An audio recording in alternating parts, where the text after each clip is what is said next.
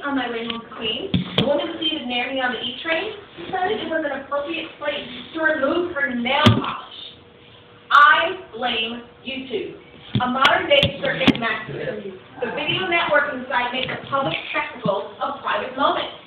Compared with watching a stranger give birth, or seeing a man you've never met faint during his nuptials, popping open the new deodorant just bought at Green Reed and applying it on the platform of the Uptown #1 train, you know who you are, Kate. It cannot be too much to ask for some things to stay private. Maybe the Metropolitan Transportation Authority could do a public service campaign.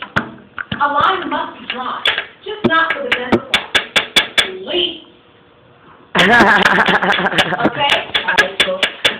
Yo, John, what up? I think that she's also not a New Yorker because I'm glad this part right just now.